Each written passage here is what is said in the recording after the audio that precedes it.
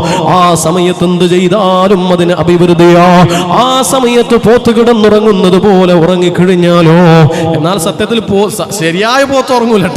ആ സമയത്ത് ശരിയായ പോത്ത് ഉറങ്ങൂല. നമ്മൾ ഉപമക്ക് പോത്ത് എന്ന് പറഞ്ഞാലും ശരിയായ പോത്ത് ആ സമയത്ത്. മനുഷ്യന്മാരല്ലാത്ത ഏത് ജീവിയാ രാവിലെ ഉറങ്ങല്? എല്ലാ ജീവി രാവിലെ എഴുന്നേൽക്കൂലേ? നമ്മളല്ലേ ഉറങ്ങുന്നത്, നമ്മളല്ലേ ഉറക്കം നടിക്കുന്നത്. ബർക്കത്തുണ്ടാവൂല, അഭിവൃദ്ധി ഉണ്ടാവൂല. അങ്ങനെ ഉറങ്ങുന്ന പെണ്ണേ, നിന്റെ നിസ്കാരത്തിൽ ഭക്തി ഉണ്ടാവൂല, ഇബാദത്തിൽ ആസ്വാദനം ഉണ്ടാവൂല.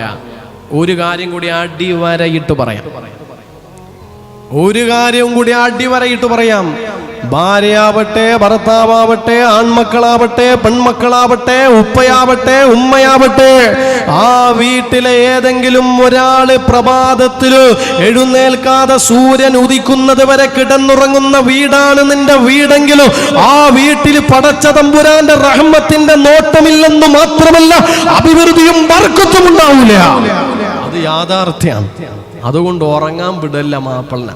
നല്ല ഭാര്യൻ്റെ അടയാളം റസൂലുള്ള പറയുന്നുണ്ട്.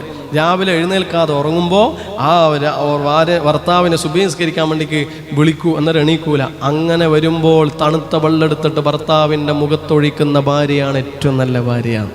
നാളെ ചെയ്തോക്ക്, രണ്ടാളൊന്ന് തിരിയും. ചെയ്യാനൊന്നും നിന്നേക്കാൽ എനിക്ക് കുഴപ്പം തീരൂല.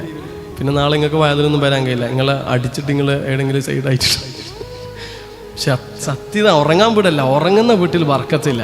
ഉറങ്ങുന്ന ഈ സമയത്ത് ഉറങ്ങിയാൽ ഈ നിസ്കാരത്തിൽ ഭക്തി ഉണ്ടാവില്ല. ശരിയായ വിഷയമാണ്. നിങ്ങളിത് ആ മനസ്സിലങ്ങ് വെക്ക്. മാത്രമല്ല അസർക്ക് ശേഷം ഉറങ്ങാം.